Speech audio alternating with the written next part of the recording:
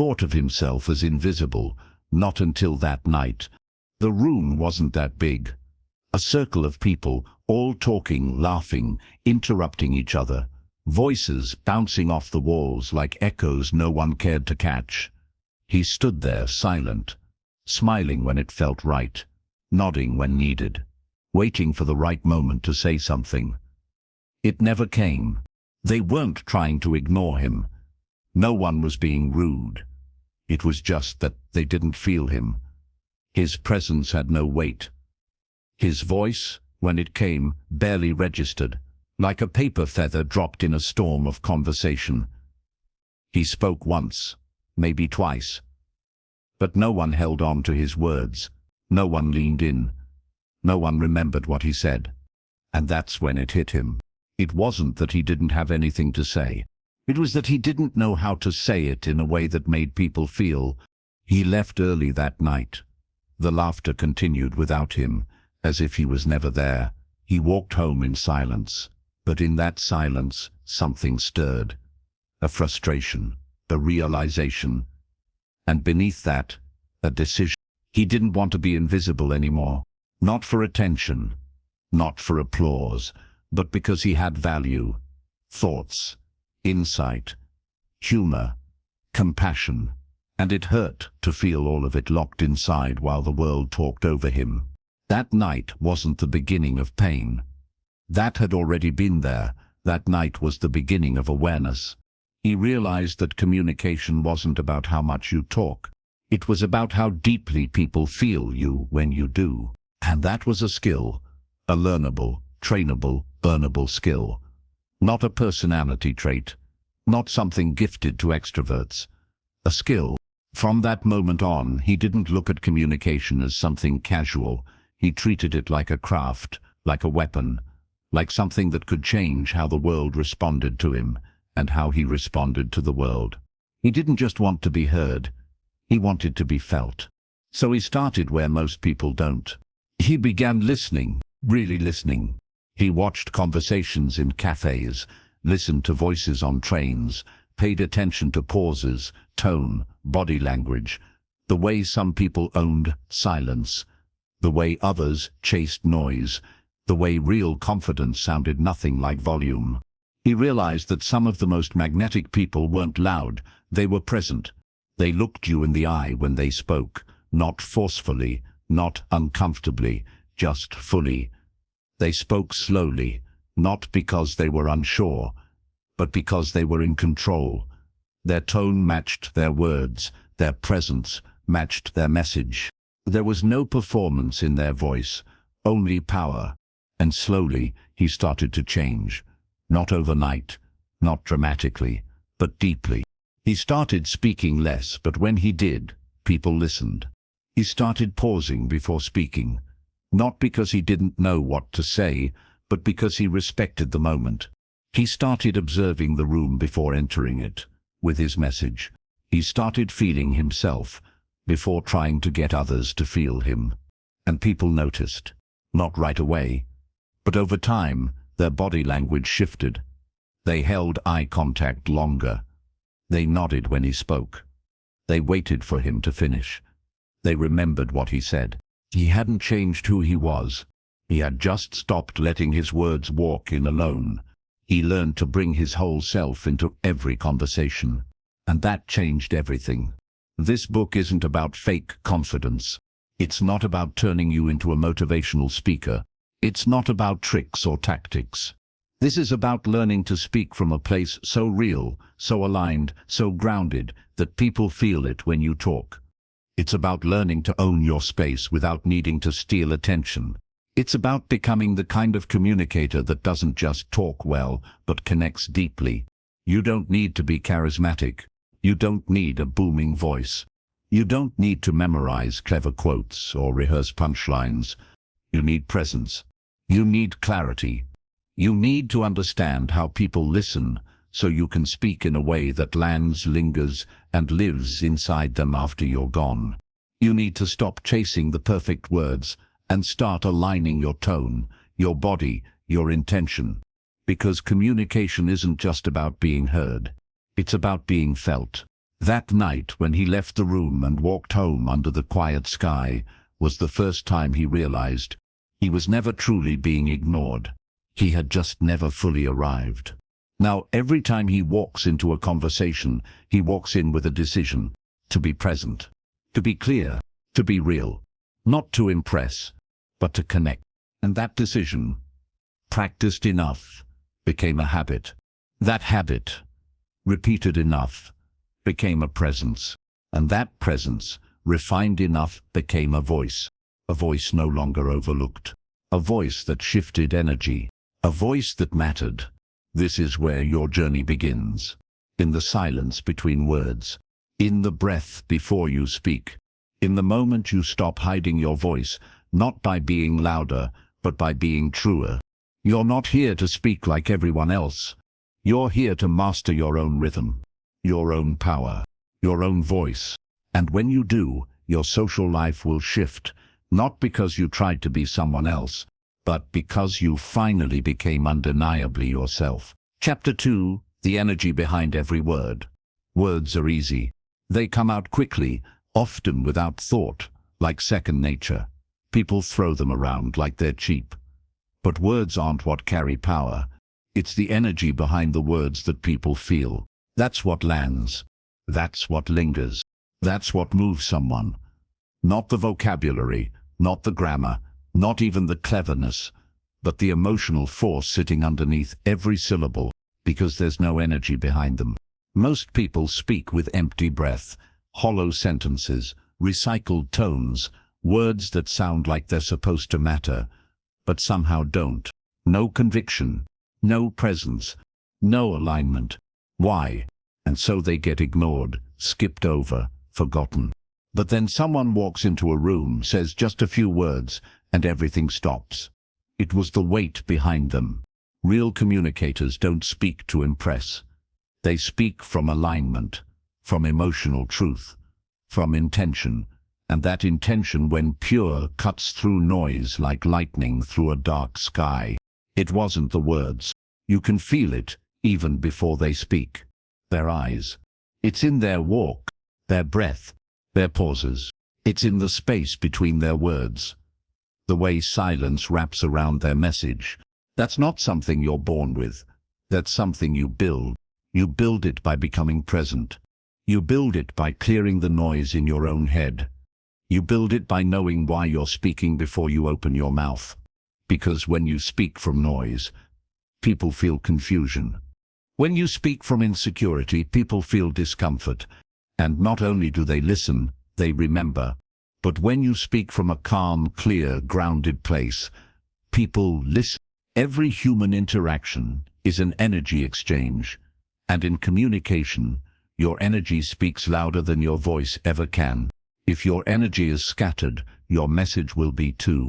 That's why some people walk into a room and take over without even trying, and others talk for hours but say nothing that sticks. If your energy is desperate, your words will feel heavy, needy, awkward. That doesn't mean you have to fake peace or pretend to be confident. If your energy is calm and anchored, your message becomes magnetic. It means you have to tune in to yourself first. Feel your feet. Before every conversation, take a breath. Not to be dramatic, but to arrive fully. And then ask yourself, not what should I say, but where am I speaking from? Drop your shoulders. Let the noise inside your head settle like dust. Because people don't just hear your words, they feel your state. They feel if you're hiding something. That one shift changes everything. They feel if you're confident or if you're bluffing. They feel if your message is for them or if you're really talking to yourself, seeking validation. And they'll respond, not to what you say, but to what your energy tells them. The power of communication isn't just in speaking well, it's in being well before you speak. So many people try to fix their communication by learning tips, tricks, scripts, formulas, and yes, those can help. But without the right energy behind it, it's empty. Two people can say, "I'm proud of you." Think of it like this. The same words spoken with different energy produce completely different outcomes. The other says it as a throwaway line, distracted, barely looking up. One says it from the heart, calm, direct, looking into your eyes. Same words, different worlds, and you know which one you'll carry with you. That's the difference energy makes. So if you want to transform your communication, you have to work on your inner world just as much as your outer words. When your body is tense, your words feel sharp. When your heart is calm, your tone becomes smooth, inviting. It's not magic. It's emotional resonance. When you're aligned with truth, people trust you, without knowing why. And the more you develop it, the more your voice becomes a bridge, not a wall. Quiet, still, observing. There was a woman once, sitting at the back of a conference. And then, 15 minutes before the event ended, she stood up and said a single sentence. People kept walking past her. No one paid attention. Just one. People turned. The room fell silent. Not because she shouted. Not because the words were poetic, but because her presence was undeniable. She said it without hesitation, without fear, without trying. A moment. And when she sat down, there was a pause. People clapped. And no one could forget it. Why? Because she spoke from a place most people never visit. Stillness. This isn't about being quiet. And when you speak from stillness, the world leans in. True communicators aren't defined by how much they say. Loud people can have presence too, but only when their loudness matches their alignment, when their volume is honest, not a mask for fear. This is about being clear. They're defined by how much they mean what they say. Prepare the vessel. So the next time you prepare to speak, don't just plan the message. If the container leaks energy, so will your message, because you are the container your words live in. But if the container is whole, strong, grounded, your message will carry. If the container is cracked with insecurity, your message will wobble. Farther than you expect, deeper than you imagine. There's a reason why some voices live inside us long after the conversation ends, longer than the moment itself, and you can learn to carry the same. It's not just what they said, it's what they carried inside those words. You don't need to be perfect, you need to be present. You don't need to be loud, because when the energy is true, people don't just listen. You need to be aligned. And once your energy is honest, your voice will do the rest. And becomes connection. They feel you. And that's when communication stops being noise. Chapter 3, Listening. The unspoken superpower. Before a word ever leaves your mouth, people are already listening to you. Not to your voice, to your energy, to your presence, to the way you hold yourself in silence. But real magic happens when you start listening first. Not the kind of listening that waits for a pause so you can talk. Not the kind of listening that filters out details you don't care about. Not even the kind of listening that tries to win points by pretending to care. This is something else. This is deep listening. Listening that feels like an embrace. Listening that makes someone feel seen without saying a word. In a world where everyone wants to be heard, the one who listens stands out like a light in the dark. Most people aren't really listened to. They talk and talk, but no one is truly there. Even when someone's nodding, they're often thinking about their reply, or worse, checking their phone, their watch, their social media. Anything but you. That kind of shallow attention has made people feel invisible. But when you really listen, when you hold space for someone without interrupting, judging or rushing them, something powerful happens. They open up. They soften. They trust, because in that moment, they don't feel like just another voice in the noise. They feel understood. And there's almost nothing more powerful in communication than helping someone feel understood. There's a man who never raised his voice, never spoke over anyone. Yet whenever he was in the room, people leaned toward him. Why? Because when you spoke to him, he listened with his whole body. He didn't just hear your words. He caught the things you didn't say. He paid attention to your breath, your pauses, your fidgets, your changes in tone. And when he responded, it felt like he had just unpacked what you were trying to say, even if you didn't fully know what that was. That's what deep listeners do. They help you understand yourself just by being present. Real listening requires letting go of the need to perform. You don't need to show how smart you are. You don't need to fix their problem. You don't need to always have an answer. You just need to be there, because presence is rare. And in communication, rare things are valuable. Imagine what happens when you bring this kind of presence into every room, every meeting, every conversation. You become unforgettable, not for what you said, but for how you made others feel when they were with you. Most people try to connect by talking more, but the real connectors, the truly magnetic people, they listen better, and by doing that, they create space for others to be real.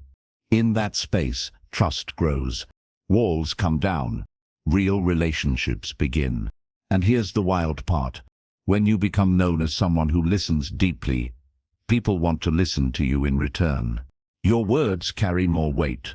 Your voice gains value, because people trust that your voice isn't just noise. It's not competing for attention. It's earned attention through presence. Here's something else. Listening teaches you patterns. You start to notice how people use words to protect themselves, how humor sometimes hides pain, how silence often means more than noise, how I'm fine usually means the opposite. The more you listen, the more you understand the layers underneath human speech. And that understanding makes you a dangerous communicator, not because you manipulate, but because you understand people in ways they don't even understand themselves. So how do you become a better listener? It starts with shutting off your inner dialogue, that voice in your head that says, "What should I say next? How do I look? What if they don't like me? How do I respond to this?" Kill that voice. It's not helping. Instead, focus fully on the other person's words, tone, breath, eyes. Be with them, not just near them. Let your curiosity lead, not your ego. Ask yourself, what are they trying to say beneath the surface? What are they feeling? And then don't rush in. Let their words breathe. Let your silence say, "I'm here, I'm with you, you're safe." That silence does more than most people realize. It creates a container where truth can finally speak. There's a reason therapists change lives without giving much advice. Because listening is the healing. People don't always need answers. They need space. They need someone who doesn't flinch when they speak honestly. They need a presence that doesn't try to fix them, but allows them to be seen. And you can be that presence. In your friendships, in your relationships, in your family, even in business. Because deep listening isn't a soft skill. It's a transformational tool. One that builds connection faster than any perfect speech ever could. And here's the twist. When you listen deeply, you also train your own voice to be more precise. You become aware of patterns in others, and those patterns teach you how to be clearer yourself. You stop wasting words. You start speaking only when something truly needs to be said. You become comfortable with silence because you've tasted the power of it. You become less reactive because you've learned to pause and absorb before responding, and that pause becomes your edge. In conflict, it gives you clarity. In arguments, it gives you strength. In leadership, it gives you gravity. Great communicators are often great listeners first. Their power doesn't come from talking non-stop. It comes from speaking with perfect timing, after deeply listening and understanding what the moment actually calls for. That's why their words feel so powerful. They aren't loud, they're true, and that truth has weight. So if you want to master communication, don't just focus on your voice. Focus on your ears, on your breath, on your stillness. Let your body become a safe space for other people's truth. Because when you learn to receive fully, you'll be shocked at how powerful you become when it's finally time to speak. Chapter 4. Body Language. When your silence speaks louder than words. Long before you speak, your body has already said everything. Before the first word lands, your shoulders, eyes, Hands and breath have broadcasted a silent message. Most people miss this. They think communication begins with speech. But real communication begins with presence. And presence is physical. Your posture tells people how confident or how uncertain you are. Your eyes tell them whether you're open or guarded. Your hands show whether you're connected or disconnected. Even your feet, they give away if you're rooted or ready to run. The truth is, your body never lies. It leaks your inner world into the outer world, whether you like it or not. That's why mastering body language isn't about faking confidence. It's about realigning your inner state, so your body naturally expresses power, calm, and connection without saying a word. There's a reason why someone can walk into a room and shift the entire mood without speaking. It's the way they move, the way they take up space, not arrogantly, but with calm certainty. The way they breathe slowly, as if they're not in a rush to prove anything. They're grounded, rooted, and that grounding makes people relax around them. It makes them magnetic. You don't have to be tall or beautiful or loud, but you do need to show up with body language that says, "I'm not here to take from you. I'm already whole." That kind of energy is rare, and rare energy is always noticed. Let's break it down. Posture is the foundation of presence. If you slouch, shrink, fold into yourself, people subconsciously register fear, insecurity, or disconnection. But when you stand tall, not stiff, but open, you send a different signal. I'm comfortable here. I'm not afraid to be seen. That one shift changes how people respond to you. When you straighten your spine and drop your shoulders, your voice even changes. It becomes deeper, more resonant. It vibrates from your chest, not your throat. Your nervous system calms down. And when you're calm, others calm with you. Then comes eye contact. This is where true connection lives. Not in staring, not in intimidation, not in trying to dominate, but in holding someone's gaze long enough to say, "I see you, and I'm not running." It takes courage to hold eye contact, especially when emotions rise, especially when there's vulnerability. But that's what makes it powerful. It's the anchor in any storm, the silent bridge that keeps the connection alive. Even when words fail, people will remember the way you looked at them, long after they forget what you said. Because eye contact carries emotion. It delivers safety. It commands respect. And the absence of it creates doubt, disconnection, discomfort. Next, hands. Most people don't realize how revealing their hands are. Fidgeting, hiding them in pockets, crossing arms, these are defense mechanisms. They tell others, "I'm unsure. I'm not ready." But open hands, visible palms, controlled gestures, these express clarity and openness. When you speak with your hands in sync with your voice, it creates rhythm, emphasis, flow. And more importantly, it shows that you have nothing to hide. In ancient times, showing open hands was a sign of peace. No weapons, no threat. That primal psychology still lives in us. So when you speak with open palms and controlled gestures, people feel safer. They feel invited in. And then there's stillness. This is the hardest, most overlooked part of body language mastery, because stillness is uncomfortable. People feel the need to fill space with movement, sound, or noise, because they're uncomfortable with being fully seen. But stillness is power. It's the pause before impact, the space between words that lets others breathe. Stillness says, "I don't need to perform for you, I'm already enough." When you can sit in silence, grounded and unshaken, others begin to feel your presence on a different level. You're no longer just speaking. You're embodying, and that embodiment builds trust. Great communicators don't just speak well. They move well. They breathe well. They hold space with their body like an artist holds a canvas. They know that every gesture, every blink, every breath carries weight, and they use that weight wisely. So how do you develop powerful body language without feeling fake? The answer is simple. You don't perform it. You become it. Instead of learning fake poses, you learn to feel safe inside your own body. You learn to calm your breath when nervousness spikes. You learn to relax your jaw when stress rises. You learn to inhabit your body fully, instead of living in your head. And when you do that, your body starts reflecting confidence naturally. It's not a trick. It's not a tactic. It's alignment. And alignment is always magnetic. Here's the truth. Most poor body language comes from fear. Fear of judgment. Fear of rejection. Fear of not being good enough. And that fear makes people shrink, hide, rush, fidget, or avoid connection. But when you face that fear, when you begin to feel safe in your own presence, your body relaxes. And a relaxed body becomes a strong communicator, because nothing is more compelling than someone who's not trying to be anyone but themselves. When you walk into a room, ask yourself, what's my breath doing? What's my spine doing? What are my eyes saying? What message is my stillness sending?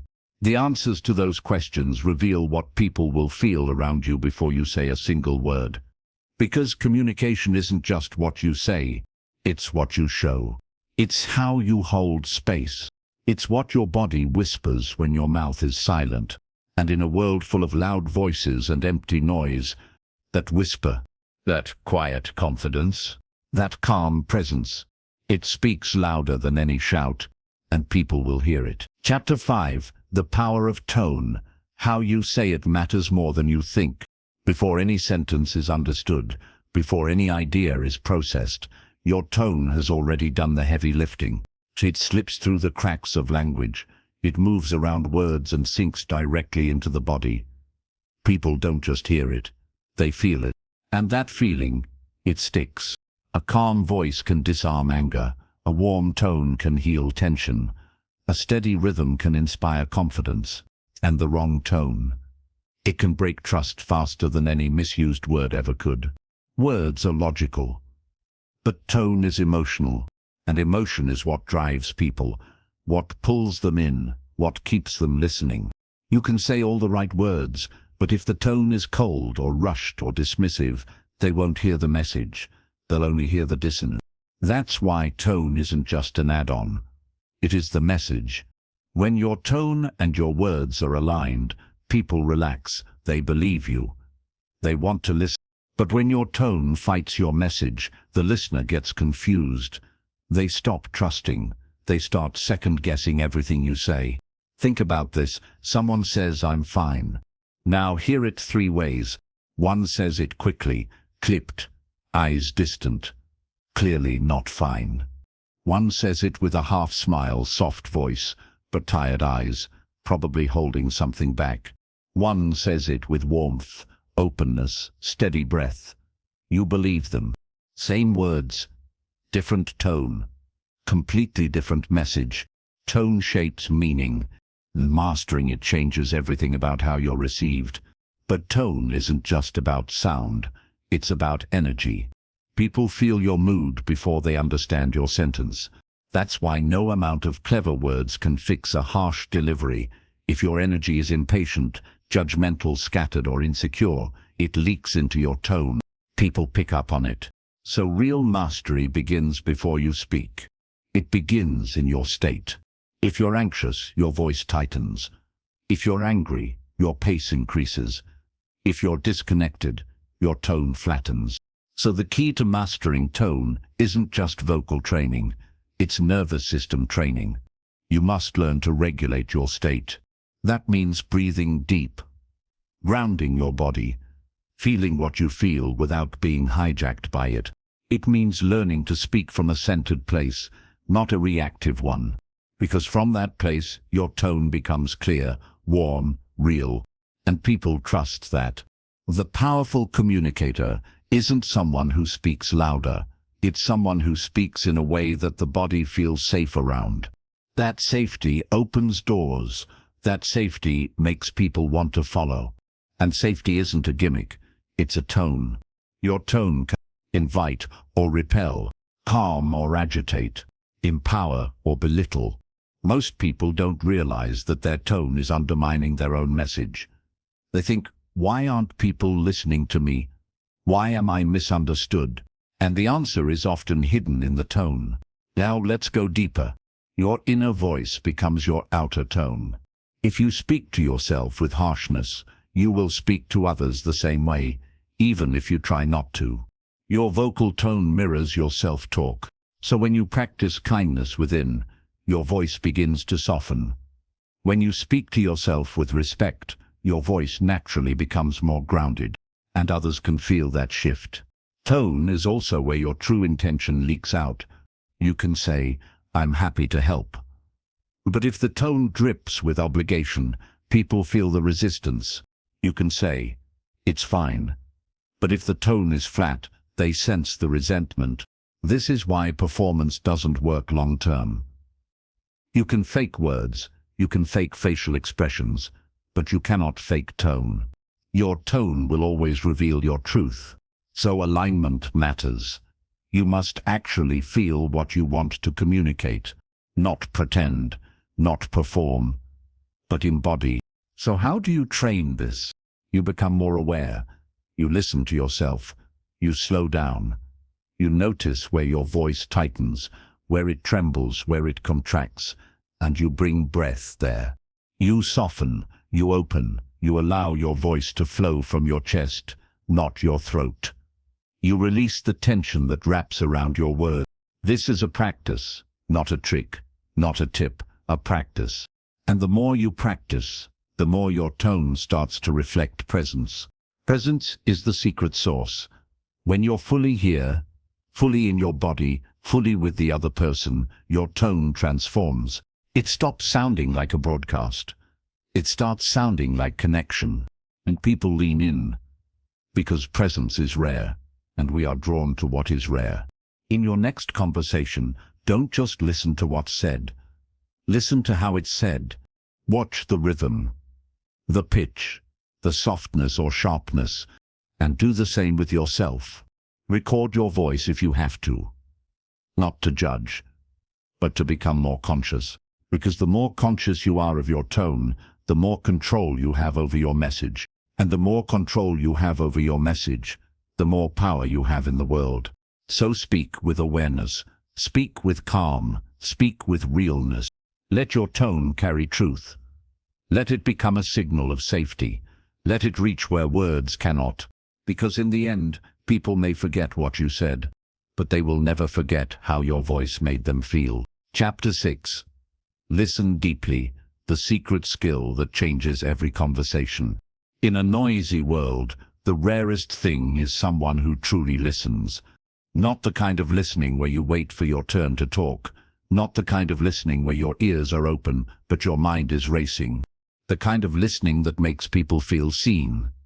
The kind of listening that softens defenses, slows hearts, and opens truth. This kind of listening, deep listening, is rare. And because it's rare, it's powerful. Most people don't realize that the greatest communicators aren't always the best speakers. They're the best listeners, because listening builds trust. It builds understanding, and it tells the other person you matter. In a world of distraction, attention is love, and love always transforms the room. But deep listening is more than staying silent. It's more than nodding politely. It's a full-body presence. It's quieting your inner chatter. It's letting go of the urge to respond, fix, argue, or advise.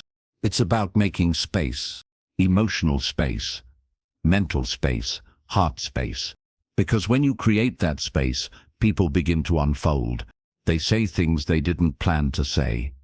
They go deeper than they intended. They feel safer than they expected.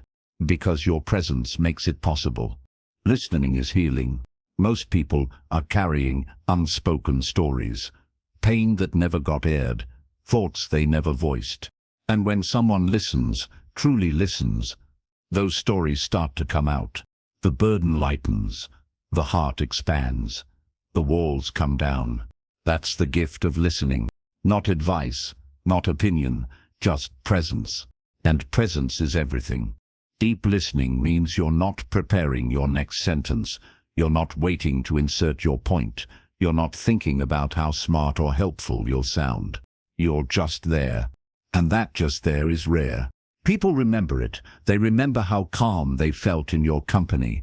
They remember how heard they felt, maybe for the first time in a long time. And that memory is worth more than 1,000 clever lines. Here's the truth. Listening doesn't just help others, it sharpens you. When you listen deeply, you learn more. You sense subtext, you pick up emotion, you hear not just what's said, but what's left unsaid. That kind of awareness gives you real power. Not the kind of power that controls, the kind of power that connects. And connection is where real influence lives.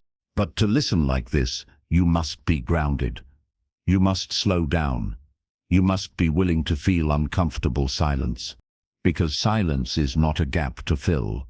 It's a doorway, a space where something deeper can emerge, and only the calm can hold that space.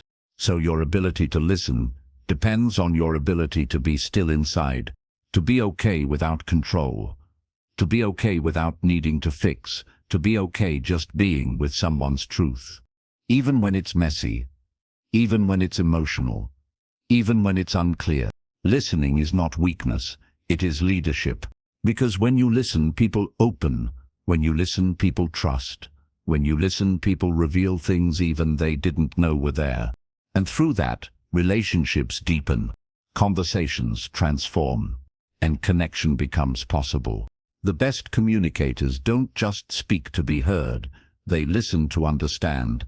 And from that understanding, they speak with precision, with care, with timing. Because they know that good words mean nothing if they don't land, and words only land when the soil is ready. Listening prepares the soil. So the next time someone speaks to you, give them the gift they rarely receive. Stop your racing mind, turn off the inner commentary, drop into the moment, feel their words, watch their eyes, sense their breath, and just be there. Not to fix, not to reply, but to witness. Because when you witness someone's truth with calm presence, you become unforgettable. Not because of what you said, but because of what you allowed. In a loud world, deep listening is a superpower. It makes you magnetic. It builds bridges. It heals wounds. It unlocks trust. And most importantly, it changes the way people feel about themselves. Because when they're listened to deeply, they start to believe they matter. And when someone feels they matter in your presence, they never forget you. Chapter 7, Reading Between the Lines. How to understand what's not being said. Great communication isn't just about words, it's about awareness. It's about picking up the things that slip through the cracks. The small gestures, the subtle pauses, the eye that twitches when a subject shifts, the breath that catches before a lie. These moments tell the real story. And those who can read them, they walk through life with a quiet advantage. Because what people say is only half the truth. The rest lives in tone, posture, energy, rhythm, and silence. To master communication, you must learn to read between the lines. A friend says they're fine, but their arms are crossed and shoulders tight. A colleague agrees in a meeting, but their voice drops and they avoid your gaze. A partner nods yes, but their body leans back, feet pointing toward the door. These are not accidents, they're signals. And the world is full of them. Most people miss them because they're focused on what's being said. But if you train yourself to tune in, you begin to hear the full conversation. Not just the words, but the truth. The body doesn't lie, even when the mouth does. People can fake a smile, but they can't fake relaxed shoulders. They can say yes, but their eyes might say no. They can sound calm, but their breath gives away the storm inside. And if you only hear words, you'll miss it. But if you train your eye to see patterns, you'll start catching what others don't even know they're revealing. This isn't about judgment, it's about presence. It's about becoming so present, so still, so attuned, that nothing escapes your attention. This is a kind of listening. But through the body, watching facial tension, reading hand movements, sensing vocal tightness, listening to silence. Because sometimes silence screams. You ask a question, and someone takes a long pause before answering. Their words might be polite, even positive, but that pause, that hesitation, that's a crack in the surface. And truth often hides in the cracks. Most people ignore these cues because they're not trained to value them, or worse, because they don't want to know. It's easier to accept the surface. It's easier to take someone at their word. It's easier not to dig. But communicators who change the world don't operate on the surface. They feel what's under the surface. They see discomfort before it becomes an argument. They sense doubt before it turns into distance. They notice unease before it explodes into conflict. And because they see it early, they can respond early.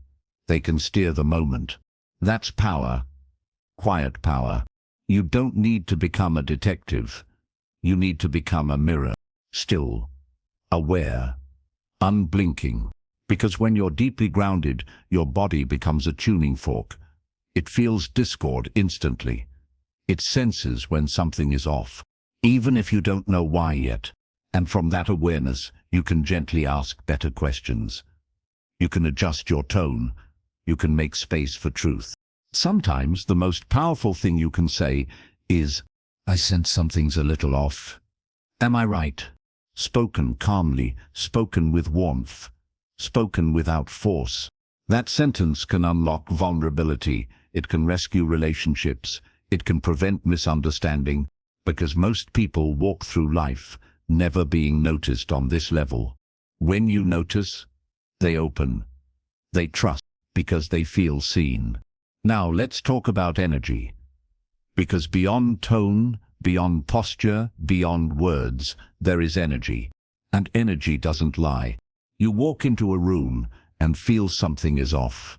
No one said anything, no one did anything, but something feels wrong. That's energy.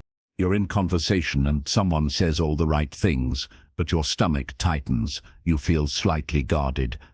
That's energy. We're all transmitting, all the time. And the more you train yourself to tune into that field, the more skilled you become. You'll know who to trust, who to avoid, when to speak, when to stay still. This is not magic, this is awareness. But to read others well, you must first read yourself.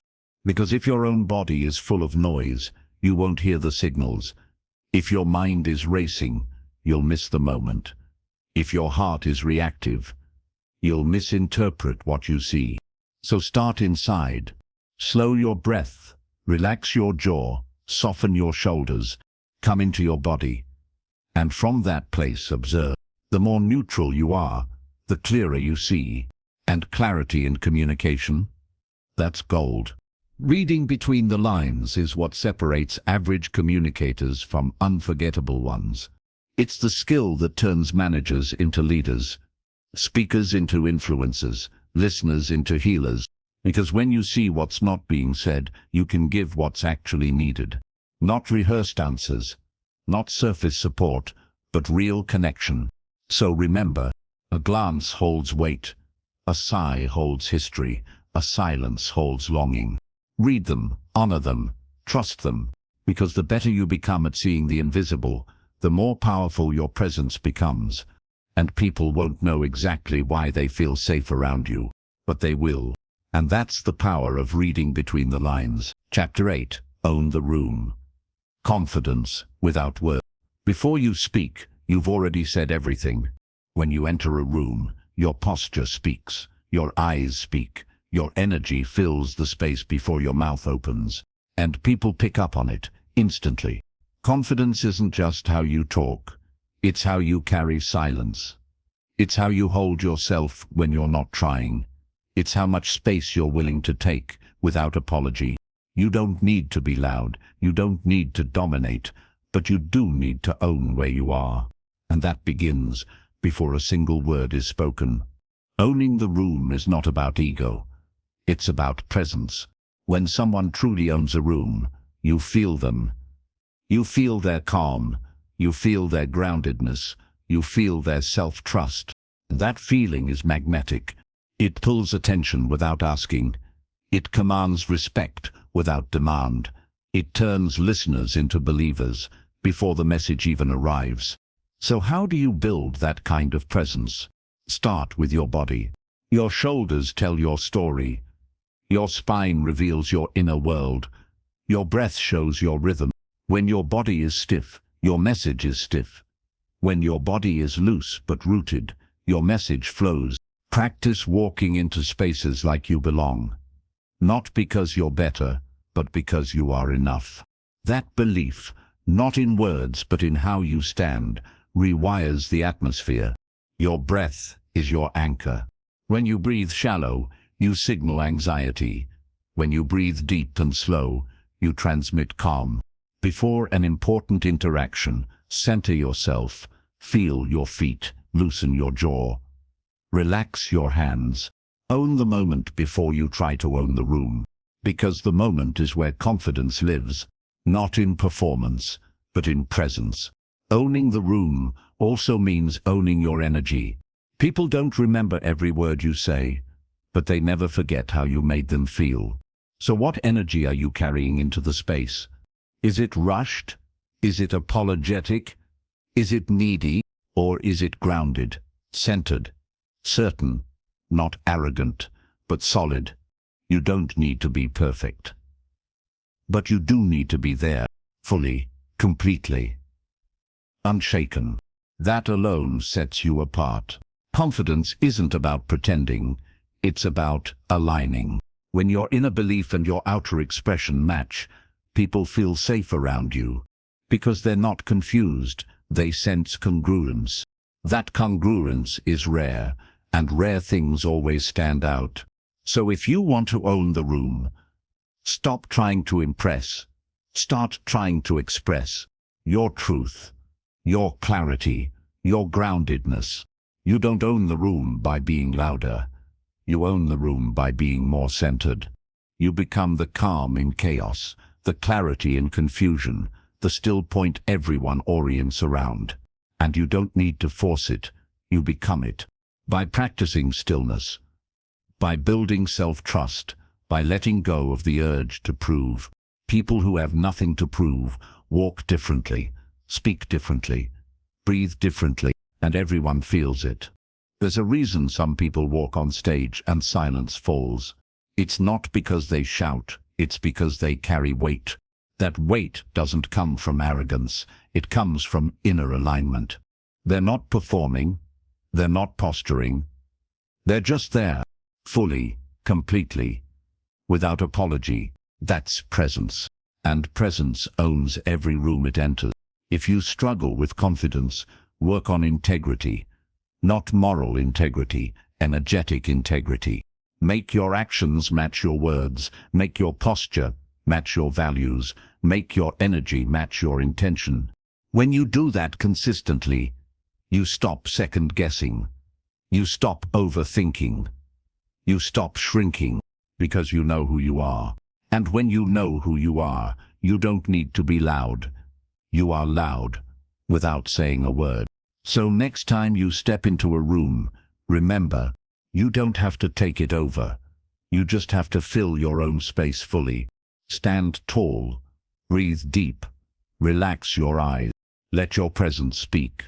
And it will, louder than any sentence, clearer than any argument, more powerfully than any performance. Because true presence is unforgettable. And when you master it, every room you enter becomes yours. Chapter 9. Say what you mean. The power of clarity in a noisy world. In a world full of noise, clarity is rare. People say a lot without saying much. They fill space with fluff, over-explain, dodge the truth, or wrap their message in layers of hesitation. But clarity cuts through like a blade. It doesn't shout, it doesn't rush. It speaks directly, calmly, with weight. And when you master clarity, you don't just speak well. You lead minds, you shape outcomes, you influence hearts. Clarity is not the same as simplicity. It's deeper. Clarity is knowing what you want to say, and saying it with intention. No fear, no confusion, no apology. It means standing behind your words, It means being responsible for your message. And it takes work. Because most people are afraid to be clear. Why? Because clarity is commitment. When you're clear, you can't hide. When you're clear, people can disagree with you. When you're clear, you are seen. And being seen is scary. But power lives in clarity. Think of great leaders, speakers, or even close friends you admire. What do they all share? They say what they mean. They don't dance around the message. They don't waste your time. They deliver the essence clearly, cleanly, with purpose. That's the kind of communication that leaves impact. And it's a skill you can train. Start with intention. Before you speak, ask yourself, what am I really trying to say? Strip it down, get to the core, cut the extra. Because when you're unclear inside, you speak unclearly outside. So speak from the inside out. When the message is rooted in real thought, it lands. When it's built on emotion or ego, it scatters. Being clear doesn't mean being harsh. It means being honest.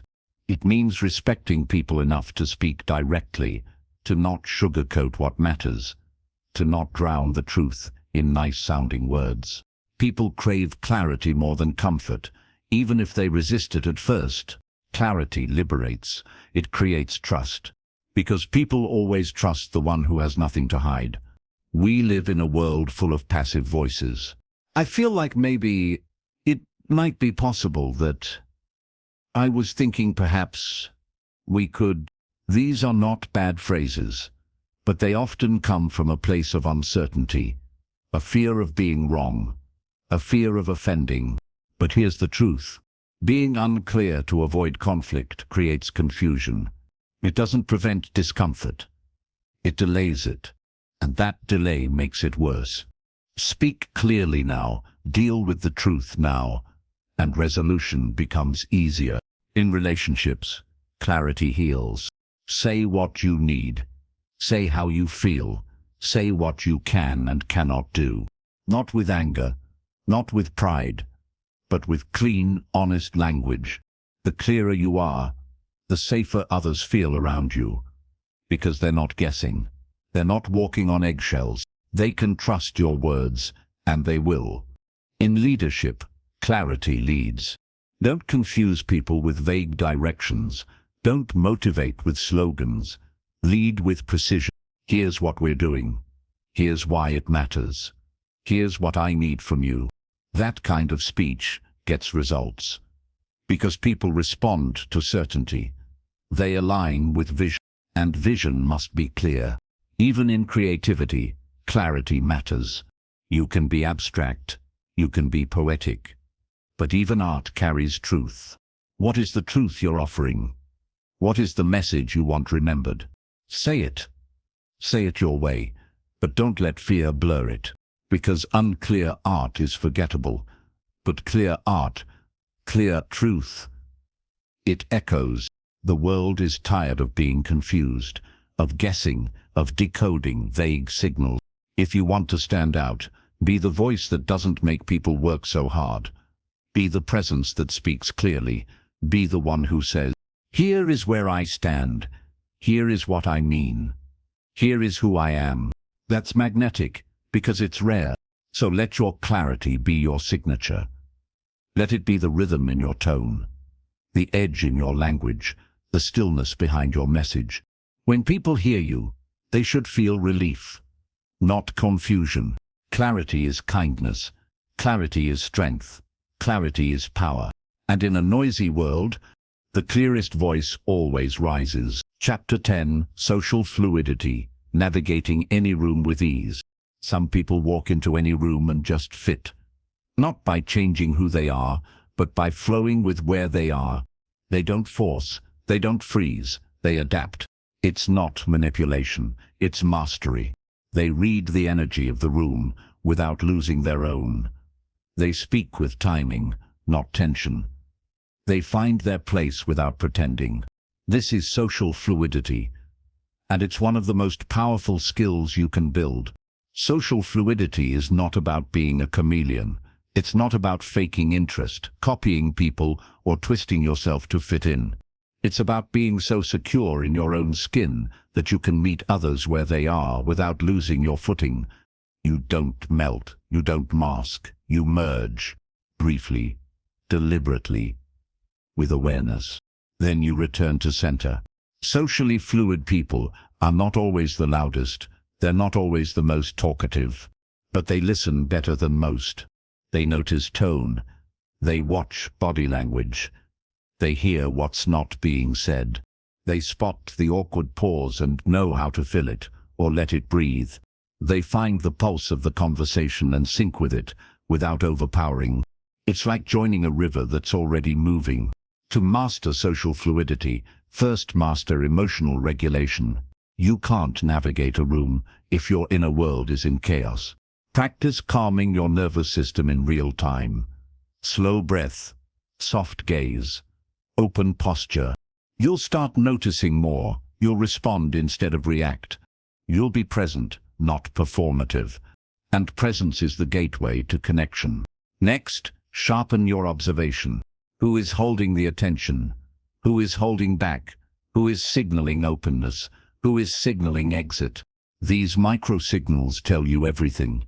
And once you notice them, you stop forcing things that aren't working. You stop pushing conversations uphill. You move where there's flow. That's fluidity. But fluidity doesn't mean losing your voice. It means knowing when and how to use it.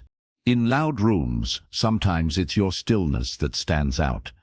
In quiet rooms, sometimes it's your question that shifts the energy.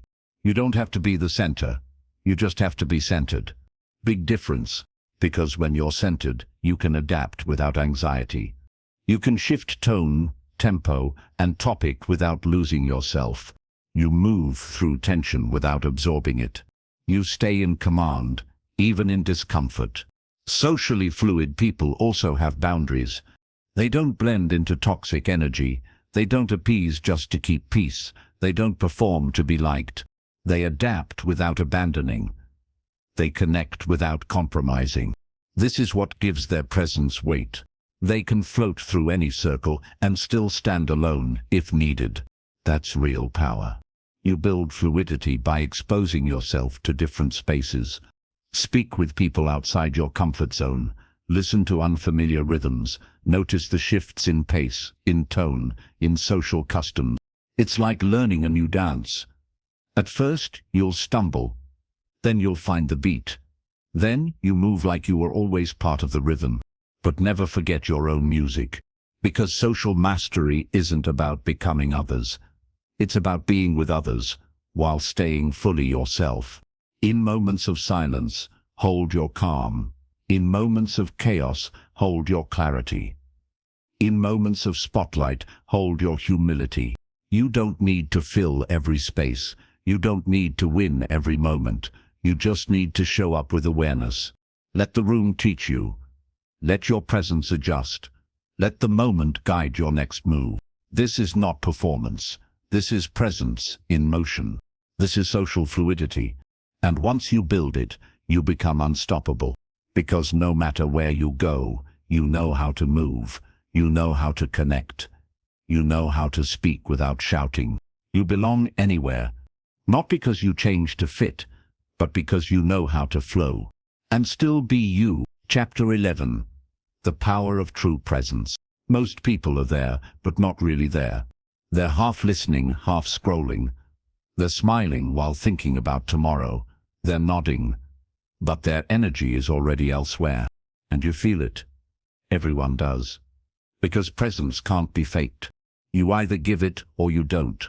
Presence is more than just being in the room. It's letting your mind and your body fully arrive. It's not just looking at someone's face, it's seeing them, hearing them, feeling the moment unfold without the need to speed it up. It's rare, it's real, and it changes everything.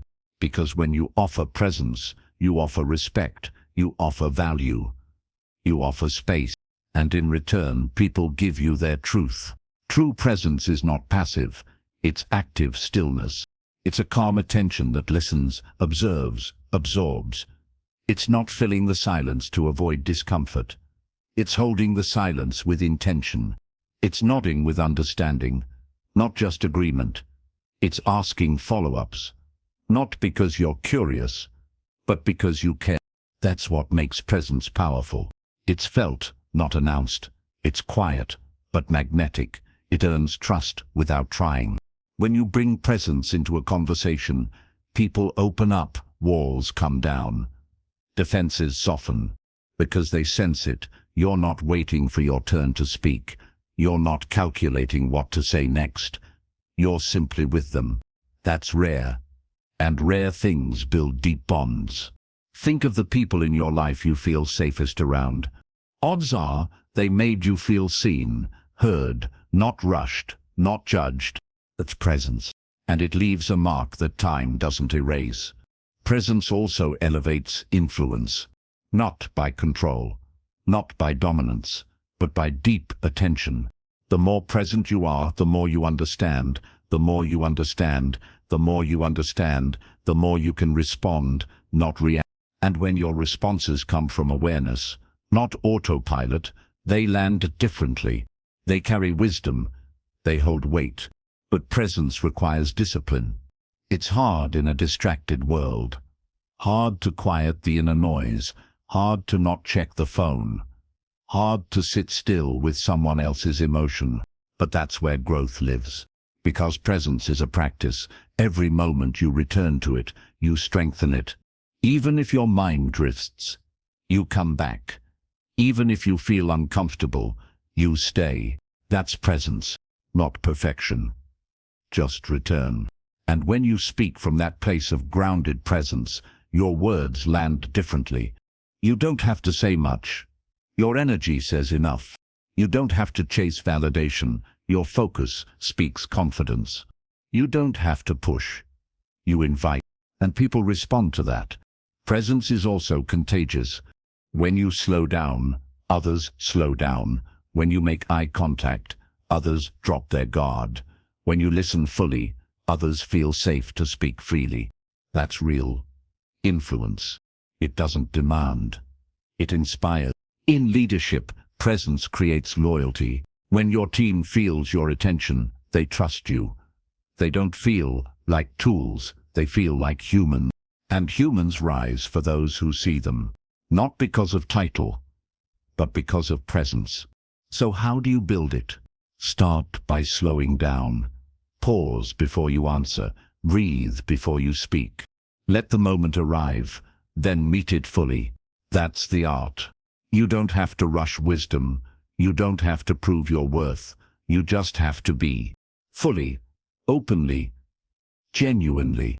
And from that place, connection happens naturally. Trust deepens, respect grows, words carry weight.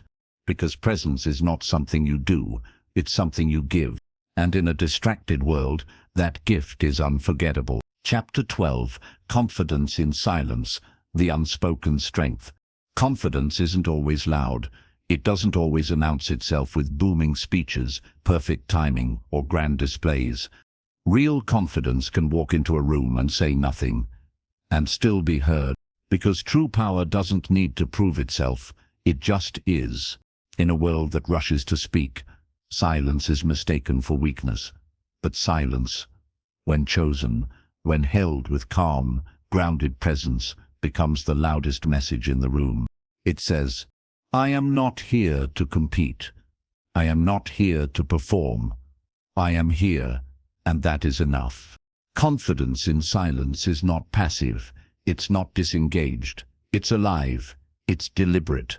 It's calm, rooted in certainty. You know who you are. You don't need to interrupt. You don't need to dominate. You simply occupy your space. That's the essence of presence. People who master silence know how to use it. They use silence to think, to observe, to measure the room. They don't rush to fill every pause. They let words settle. They let others speak freely. And because of that, when they do speak, people listen. Silence also reveals confidence in restraint. You don't need to correct every misconception. You don't need to respond to every jab. You don't need to defend every opinion. Because your value doesn't come from being right. It comes from being steady. When someone tries to provoke you and you remain unmoved, that's real power. In arguments, silence is often the reset button. When things escalate, step back. Let the fire burn out. Don't match the heat. Let silence cool the room. And when you return, do so with clarity, not ego. Because clarity without calm is just noise with better grammar. But clarity with calm changes the room. In relationships, silent confidence creates safety. You don't always need to have the answer. You don't always need to fix everything. Sometimes just being fully there, without words, is the deepest support. A glance that says, "I see you." A stillness that says, "You're safe." These are not small moments. These are healing moments. And they only happen when you're not rushing to perform. Confidence in silence also means you're not afraid of being misunderstood, because you trust that the right people will get you. And if they don't, you're not shaken. That doesn't mean you don't clarify when needed. It means you don't chase validation. You speak when it matters, and stay silent when it doesn't. That's wisdom. In leadership, silent confidence leads by example. It sets the tone. It anchors the room. When chaos rises, the most grounded voice is the one not shouting. It's the one that holds, listens, acts with intention. That kind of leader is trusted, because they are not moved by noise, they are moved by purpose. If you want to build this level of calm confidence, start by practicing stillness. Not just the absence of sound, but the presence of awareness. Sit with discomfort. Resist the urge to respond. Let emotions rise, and let them pass. Each time you do, you reclaim control. Each time you stay still, you grow strong. And when you bring this into your conversations, everything changes. You don't interrupt. You don't one-up. You don't try to impress. You listen. You respond with weight, not speed. Your silence becomes presence. Your presence becomes power. Even in social settings, this makes you magnetic, because most people are trying to be noticed, but you're just being. People feel it. They sense the depth behind your quiet. They trust the space you hold. They lean in. They invite you in, not because you force your way in, but because you carry yourself like you belong, even in silence. Confidence is not about how much you say. It's about how deeply you're rooted in what you don't need to say. It's knowing that your silence holds more meaning than noise ever could. And when you learn to stand in that quiet power, you stop performing. You start leading, quietly, strongly, unshakably. Chapter 13, Emotional Intelligence, the core of connection.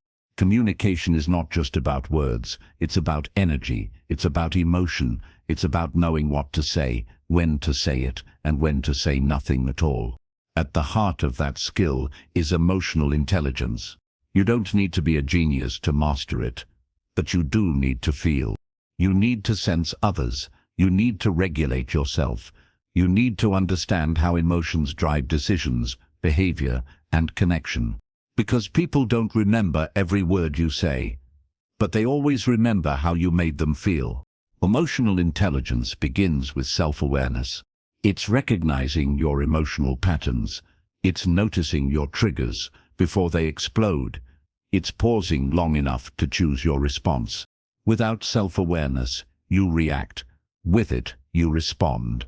You move from impulse to intention. You move from chaos to clarity. That shift is everything. Next comes self-regulation. Once you're aware of what you feel, can you stay steady? Can you breathe through anger? Can you ground yourself in sadness? Can you hold back the sharp words? Regulation is not suppression. It's not pretending everything's fine. It's staying present without letting emotions hijack you. It's what makes others feel safe around you. Because when your emotions are in control, your communication becomes clear. Then there's empathy. The ability to read the room, to notice the tension before it explodes, to sense someone's pain behind their smile. Empathy is not mind reading, it's attention, it's sensitivity, It's choosing to care even when it's inconvenient. And when people feel your empathy, they trust you. They open up, they drop their defenses, they listen, because they feel felt. Emotional intelligence also means managing interpersonal dynamics. Every person carries wounds. Every conversation holds invisible weight. You never know what someone is carrying. That's why patience matters. That's why tone matters. You can say the right thing the wrong way and still lose the moment.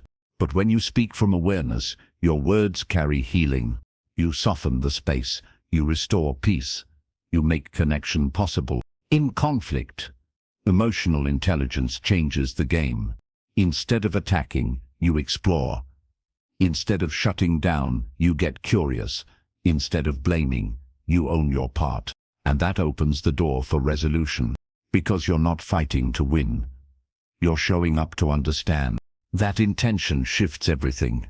Even in leadership, emotional intelligence separates managers from true leaders. A manager gives instructions. A leader understands people. They know when to push, when to pause, when to listen. They see the potential in silence. They notice burnout before breakdown. They don't just manage output, they nourish the human behind it. That's what builds loyalty. That's what earns respect. To develop your emotional intelligence, start small. Notice how your body responds when you're triggered. Where does tension build? What thoughts spiral? What patterns repeat? Then interrupt it. Pause. Breathe. Name the feeling. I'm feeling overwhelmed. I'm feeling unseen. I'm feeling disrespected. Labeling emotions reduces their grip. And with that space, you choose your next move. Intentionally. In conversations. Listen deeper. Not just to words, but to energy. Is their voice tight? Is their gaze drifting? Is their posture closed? These cues are data. They guide you to respond with care. Sometimes that means slowing down. Sometimes it means validating. Sometimes it means holding silence. Whatever it is, emotional intelligence helps you deliver it. The most powerful communicators are not the loudest. They are the most in tune with themselves, in tune with others, in tune with the moment. That's how they navigate complexity. That's how they hold space. That's how they change lives, one conversation at a time. Emotional intelligence isn't flashy. It doesn't grab headlines, but it shapes destinies. It keeps relationships strong. It builds bridges where walls once stood. It gives voice to the unheard. And in a world starving for real connection, it is a superpower. So develop it, practice it, live it. Let it shape the way you speak, the way you lead, the way you show up. Because when your words come from emotional intelligence, they don't just land, they... Chapter 14. Speak with authenticity. Earn respect without trying.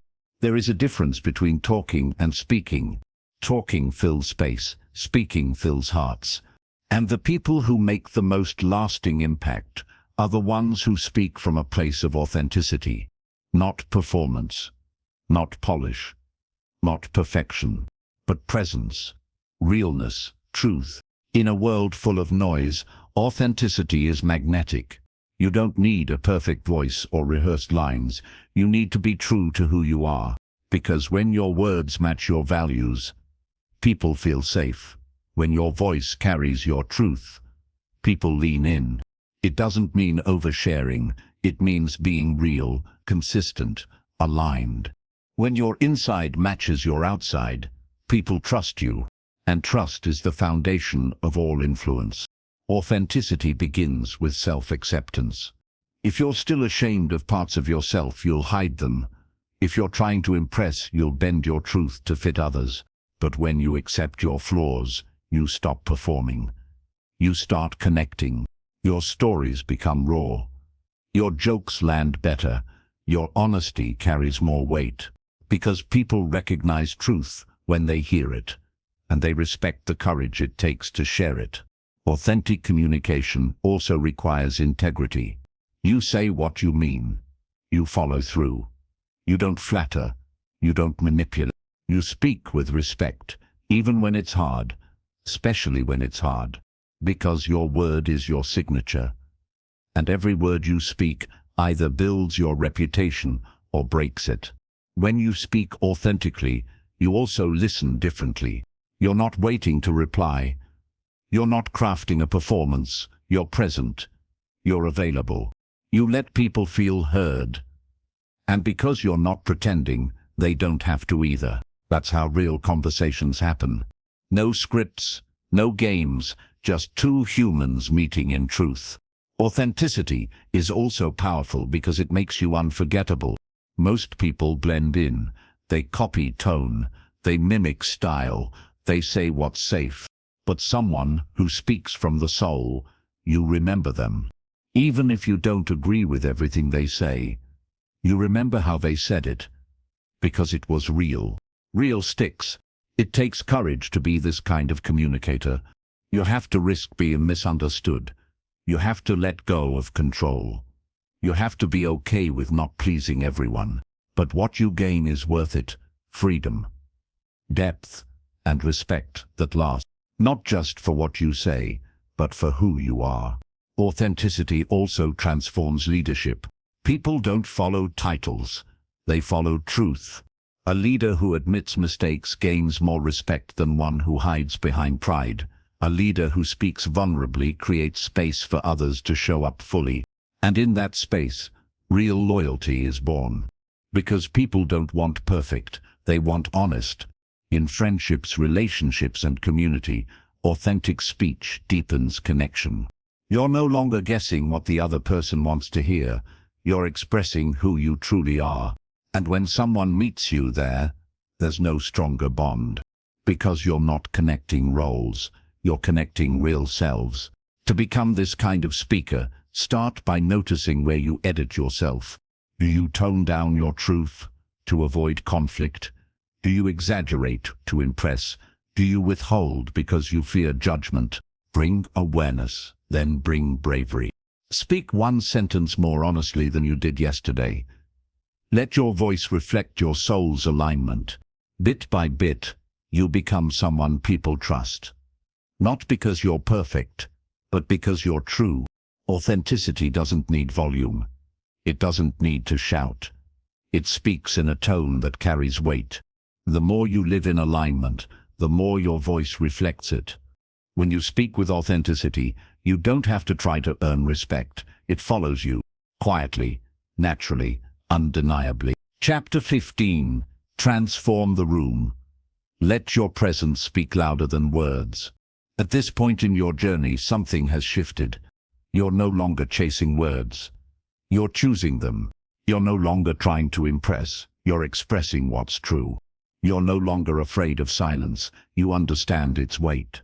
And with every conversation, you're no longer surviving the moment. You're shaping it. This is where you become a communicator who transforms the room. There are people who speak and get attention. But there are others who enter a room and shift the energy without saying a word.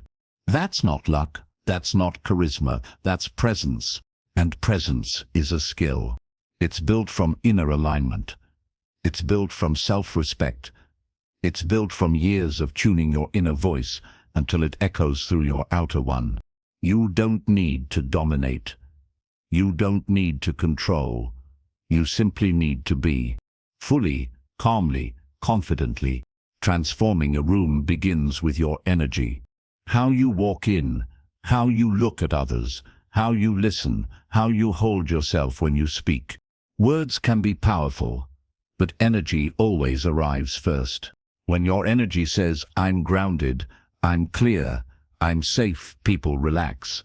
They stop posturing, they start listening. You don't have to be the loudest. You have to be the most anchored. Presence also means intentional silence. In a conversation, most people rush to fill every gap. They fear awkwardness. They fear being forgotten. But silence, when used well, draws attention in. It makes others lean forward. It gives your words space to breathe. The most powerful speakers know when not to speak. They understand rhythm. They understand impact. They understand that the pause is part of the message. To transform the room, your message must carry depth, not rehearsed depth. Lived depth. It comes from pain you've processed, wins you've earned, mistakes you've owned. When you speak from experience, your voice holds weight. When you speak from truth, your impact multiplies. People don't want perfection. They want real. And real is rare. So when they feel it, they remember. The most powerful communication isn't about technique. It's about transmission. What are you transmitting? Is it confidence or insecurity? Is it clarity or confusion? Is it ego or empathy? Every word you speak is infused with what you carry. So transform what you carry, and you transform your message. This level of presence also demands boundaries. You no longer speak to prove anything. You don't explain yourself to people committed to misunderstanding you. You don't lower your energy to fit small conversations.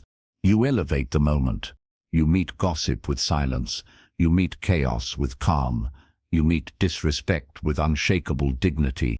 Not because you're above them, but because you know your value. And your value is not up for debate. When your communication comes from this place, people respond differently. They pause, they reflect, they soften. Your presence invites theirs to rise. This is influence at its highest form. Not forced, not loud, transformative. Think of the people who changed you. Was it their vocabulary, their speed, their polish? Or was it the stillness in their eyes, the clarity in their message, the warmth in their tone? That's what stays, and that's what you become. Your voice is not just sound, it's your past, your pain, your power. It's every choice you've made to become who you are.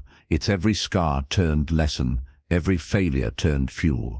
When you speak from that, your words leave marks, not wounds, not noise. Marks of meaning, marks of shift, marks of truth. You have that power. You always did. But now, you've learned how to harness it, to respect it, to direct it with care. You're no longer seeking validation through volume. You're creating transformation through presence. You're no longer just communicating. You're connecting, and not just for attention, but for impact. So walk into every room knowing this. You don't need to be the most polished.